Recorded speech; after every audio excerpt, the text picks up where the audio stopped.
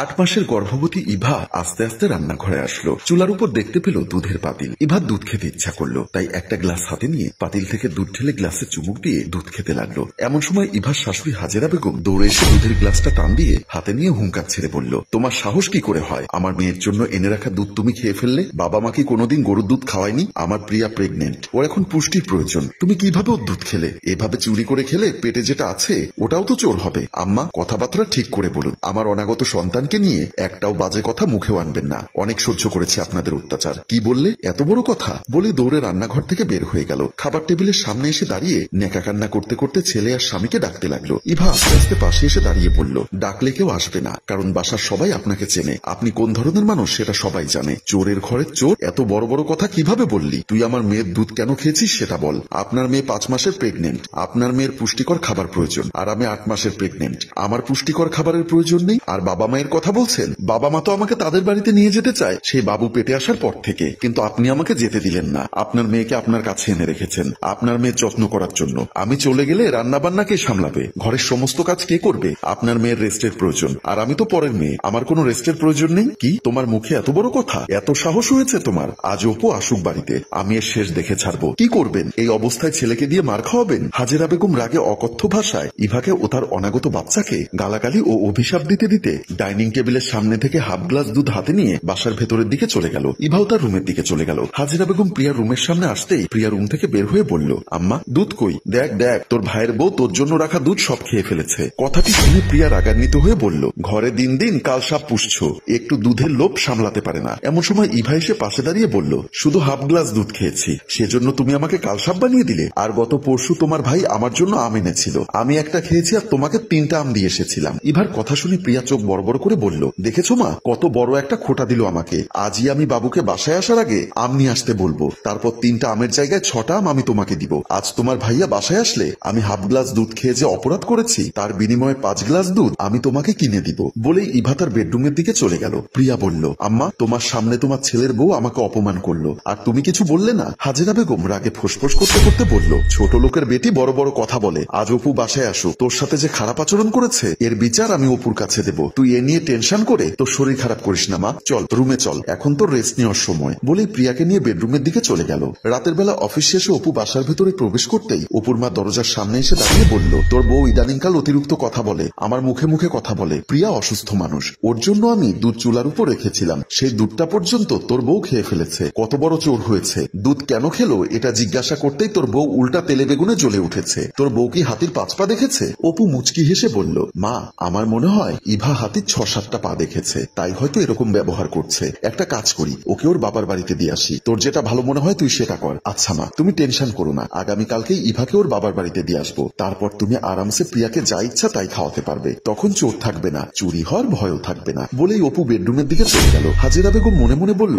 কিন্তু বউরে যদি বাপের বাড়িতে দিয়ে আসে এই সংসারের কাজ করবে কে? আমার মেয়ে তো অসুস্থ, আর আমি তো কোমর ব্যথায় কাজ করতে পারি না। এখন কি করি? এ তো আর একটা টেনশনে পড়লাম। ভাবতে ভাবতে নিজের রুমের দিকে চলে গেল। আজ কদিন পর আসলে? এই তো 2 দিন পর আসলাম। তোমাকে বলেছি প্রতিদিন এসে আমার খোঁজ খবর নিবে, কিন্তু তুমি প্রতিদিন এসে আমার খোঁজ খবর নাও না। আমার বাড়ি অনেক দূর, সেখান থেকে এসে প্রতিদিন তোমার খোঁজ খবর নেওয়া কি সম্ভব? বাবু, উল্টাপাল্টা কথা বলবে না। আমি কি উল্টাপাল্টা কথা বললাম? আচ্ছা একটা কাজ করো, এখন বাজারে যাও, 5 কেজি আম কিনে নিয়ে আসবে। তোমার কি আম খেতে ইচ্ছা করছে? না, আমার আম খেতে ইচ্ছা করছে না। ইভা আমাকে গতকাল রাতে 3টা আম দিয়েছিল, সেই আম দিয়ে বড় বড় খোঁটা দিয়েছে আমাকে, সেই আম আমি এখন ওকে ফেরত দিব। তুমি যেভাবে কথাটা বললে, আমি যতটুকু জানি ভাবিতে এমন মেয়ে না। তুমি ঘোড়ার আন্ডা জানো, আমার দুধ চুরি করে খেয়েছে একটা চোর। কি সব উল্টাপাল্টা কথা বলছো? ভাবি তোমার দুধ চুরি করে খাবে কেন? যেটা সত্য সেটা বলছি, চুলার উপর দুধ ছিল, সেই দুধ চুরি করে খেয়েছে। তুমি কি দুধ ভাবিকে দাও না? আমার দুধ কেন ভাবিকে দেব? বাবু এবার মনে মনে বলল, আসলেও তো, তোমার দুধ কেন ভাবিকে দিবে? তুমি তো ঠিক তোমার মায়ের মতো হয়েছ।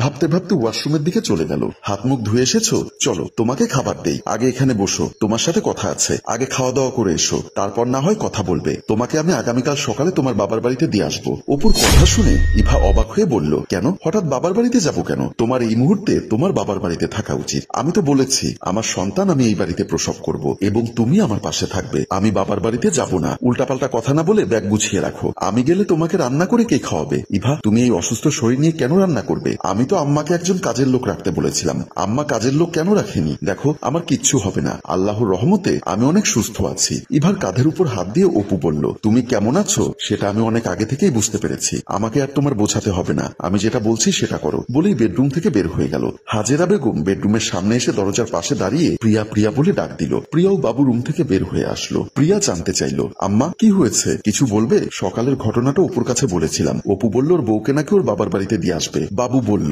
ভাবিকে তার বাবার বাড়িতে দিয়ে আসবে, তাহলে তো অনেক ভালো, ভাবি একটু বিশ্রাম নিতে পারবে। প্রিয়া বাবুকে ধমক দিয়ে বলল, তুমি থামো, কি সব উল্টাপাল্টা কথা বলছো? ভাবি যদি তার বাবার বাড়িতে যায় তাহলে এই সংসারে রান্নাবান্না কে করবে? বাবু এবার মুচকি হাসি দিয়ে বলল, তুমি আমার বাড়ি থেকে চলে এসেছো, আমার বাবা মা বৃদ্ধ মানুষ, তার উপর অসুস্থ, তাদের রান্নাবান্না করে কে খাওয়াচ্ছে? কেন কাজের লোক আছে না? তাহলে এ বাড়িতে একটা কাজের লোক রাখতে পারো। জামাই বাবাজি, তুমি এসব বিষয় বুঝবে না। আর প্রিয়া আমার একমাত্র মেয়ে, ওর এখন বাচ্চা হবে, এই মুহূর্তে ওর অতিরিক্ত কাজ করা উচিত না, সেজন্য ওকে আমার বাড়িতে নিয়ে এসেছি। আপনার মেয়ের বাচ্চা হবে, তাই আপনি আপনার মেয়েকে আপনার বাড়িতে নিয়ে এসেছেন। ইভা ভাবিরও তো বাচ্চা হবে, তার তো 8 মাস চলছে, তাকে কেন তার বাবার বাড়িতে যেতে দিচ্ছেন না? এটা বৈষম্য, এমন বৈষম্যের সৃষ্টি করবেন না যাতে সংসারে অশান্তি হয়। প্রিয়া বলল, তুমি কিন্তু অতিরিক্ত কথা বলছো, তোমরা মেয়ে, তোমরা সামান্য দুধ খাওয়ার অপরাধে যদি অতিরিক্ত কিছু বলতে পারো, আর আমি সামান্য সত্য কথা বললাম, তাতে দোষ হয়ে গেল? বলেই বাবু বারান্দার দিকে চলে গেল। হাজেরা বেগম বাবুর কথায় কিছুটা টেনশনে পড়ে গেল। প্রিয়া একা একা বকবক করতে লাগলো। সকালবেলা অপু ট্রলি ব্যাগ নিয়ে রুম থেকে বের হতেই ইভা পেছন থেকে হাত টান দিয়ে ধরে বলল,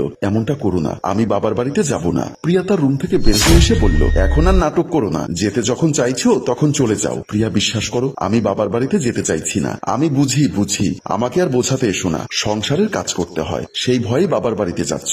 এমন সময় হাজেরা বেগম পাশে এসে দাঁড়াতেই, মা তুমি কিছু বলবে? বলো, কোনো সমস্যা নেই। ইভা, এই মা মেয়ে যা কিছুই বলুক না কেন, কোনো উত্তর দিবে না। বলো মা, কি বলতে চাও বলো। ভাইয়া, তুই কি তোর বউয়ের সাপোর্ট করছিস? না রে, আমি আমার বউয়ের সাপোর্ট করছি না, আমি সবসময় আমার সংসার আর পরিবারের সবার সাপোর্ট করেছি। আমার এই বউটাও ঠিক তেমন, সবসময় সবাইকে ভালোবাসা দিয়ে আগলে ধরে রাখতে চেয়েছে। কিন্তু তুই আর মা যে পরিমাণ অপমান বারবার ওকে করেছিস, ওর লজ্জা থাকলে অনেক আগে আমাকে ছেড়ে চলে যেত, কিন্তু ওর লজ্জা নেই, তাই তো বেহায়ার মতো সব অপমান সহ্য করে 8 মাসের একটা গর্ভবতী মহিলা সবার জন্য রান্না বান্না করে সবার ঘর দুয়ার পরিষ্কার করে দেয়, সবার কথা ভাবে। কিন্তু আমরা কেউই ওর কথা ভাবি না। তোর যদি 5 মাসের রেস্টের প্রয়োজন হয়, বাবার বাড়ি এসে মায়ের কোলে থাকার প্রয়োজন হয়, ওর তো এই মুহূর্তে বেশি রেস্ট প্রয়োজন, ওর তো এই মুহূর্তে সকাল সন্ধ্যা 2 গ্লাস দুধ খাওয়া প্রয়োজন। প্রিয়া ন্যাকা কান্না করতে করতে বলল, মা তুমি কিছু বলছো না কেন? তোমার ছেলে কত বড় বড় কথা বলছে। হাজেরা বেগমের এবার নীরবতা ভাঙল। অপু ঠিক কথা বলেছে, আমরা যা করেছি অন্যায় করেছি। মায়ের কথা শুনে প্রিয়া চমকে উঠে বলল, মা তুমি এসব কি বলছো? বাবু এসে পাশে দাঁড়িয়ে বলল, তোমার মা যা বলছে সত্য বলছে। হাজেরা বেগম ইভার হাত ধরে বলল, বৌমা আমি ভুল করেছি, তোমার সাথে অনেক অন্যায় করেছি, তুমি আমাকে ছেড়ে কোথাও যেও না, আমি আজই একজন কাজের মেয়ে রাখবো, তুমি আমাকে ক্ষমা করে দাও। ইভার মুখে হাসি ফুটলো, তার শাশুড়ির কাঁধের উপর মাথা রেখে বলল, আমি আমার এই মায়ের কোল ছেড়ে কোথাও যাব না। প্রিয় ভিউয়ার্স, গর্ভবতী নারীর অবশ্যই সেবা যত্ন করা উচিত, ভেদাভেদ সৃষ্টি করা কখনোই উচিত না। তাই শাশুড়ি যদি নিজের মেয়ের মতো নিজের ছেলের বউকে মনে করতে পারে, তাহলে প্রতিটা সংসারে শান্তি বিরাজ থাকবে। গল্পটি ভালো লাগলে লাইক, কমেন্ট ও শেয়ার করুন। গল্পটির রচনায় ফেরদৌস অপু, পরিচালনায় মোশাররফ হোসেন মৃদুল। ধন্যবাদ।